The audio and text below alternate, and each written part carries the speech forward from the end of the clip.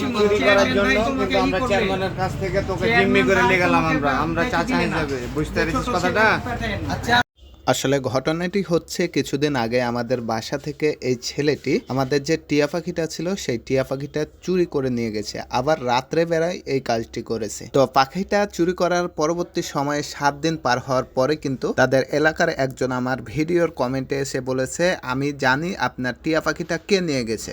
তো পরবর্তী সময়ে তার সাথে যোগাযোগের পরে এই ছেলেটা আমার যে টিয়া পাখিটা ছিল সেটা নিয়ে টিকটক ভিডিও বানিয়েছিল, সেই টিকটক ভিডিওটাই আমাকে ইনবক্সে দিয়েছিল।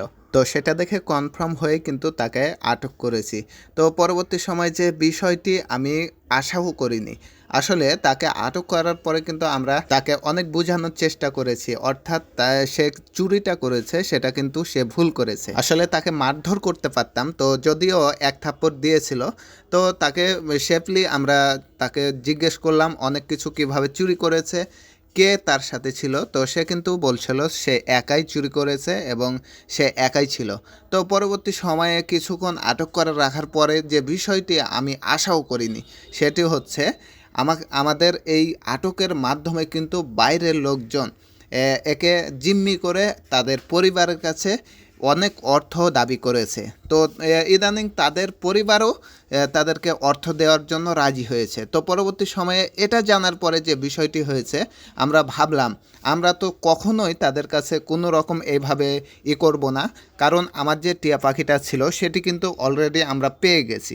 তো আমরা যেহেতু আমাদের টিয়া পাখিটা পেয়ে গেছি, সেহেতু তাকে বোঝানোর পরবর্তী সময়ে তাকে তাদের মা বাবার কাছে তুলে দেওয়ার বিষয়টি।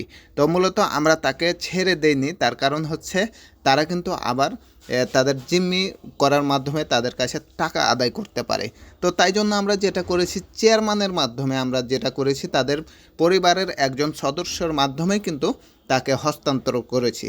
তো বিষয়টি আমি অবাক হয়েছি, তার কারণ হচ্ছে এই রকম একটা বিষয়ে আমাদের আশেপাশের এমন কিছু লোক আছে তারা কিন্তু এগুলোই খুঁজে থাকে, অর্থাৎ এগুলো সুযোগ ধরে অন্যের যে পরিবার আছে তাদেরকে হ্যারাসমেন্ট, অর্থাৎ তাদেরকে ব্ল্যাকমেলের মাধ্যমে কিন্তু এই টাকাগুলো হাতিয়ে নেওয়ার চেষ্টা করে। তো সেই বিষয়টি আমাকে অনেক খারাপ লেগেছে। তো যাই হোক, তাকে খুব সুন্দরভাবে আমি চেয়ারম্যানের মাধ্যমেই তাদের পরিবারের কাছে তুলে দিয়েছি। সে এইটুকু বয়সে এত বড় কাজ করতে পারবে সেটা কেউ কিন্তু কল্পনাও করতে পারবে না, এমনকি রাত্রে এই কাজটি করেছে। আমাদের কাছে এক সময় এসেছিল কোয়েল পাখির বাচ্চা নিতে, তো সেই সময়ে পাখিটা দেখেছে, পরবর্তী সময়ে রাতে এসে এই কাজটি করেছে। তো যাই হোক, তাদের পরিবারকে আমরা ফোন দিলাম। তো ফোন দেওয়ার পরবর্তী সময়ে তাদের এক চাচাকে পাঠালো। তো তার চাচার মাধ্যমে কিন্তু চেয়ারম্যানের মাধ্যমে তার চাচার হাতে তাকে তুলে দেওয়া হয়েছে। ভবিষ্যতে যেন মানে মানুষ হয় এইভাবে কিন্তু বড় হয়ে যাবে, যত হয়ে গেছে অলরেডি। আমরা নাম বলতাম, মারা ধরা অনেক কিছু করতে পারতাম, কিন্তু জবাব দি আমরা তো তোমাকে চুরি করার জন্য কিন্তু আমরা চেয়ারম্যানের কাছ থেকে তোকে জিম্মি করে নিয়ে গেলাম। আমরা চাচা হিসেবে, বুঝতে পেরেছিস কথাটা? আচ্ছা আমরা শোনো না, তো আমরা করিও না, পুরো ছিটকেও দেনি। এবার কোলে তোমার নাম শুনে কেটে ফেলে দিবে তোমার চাচারা, তোমার এই যে নিয়ে ঘরে গিয়ে এটা বাস্তব কথা, কিন্তু আর কিছু করিনি। যাও এখানে করবি তোরা, তাহলে যাও বাড়ি যাও। খারু যাও কেন দাদা, তারপরে তার চুরি করে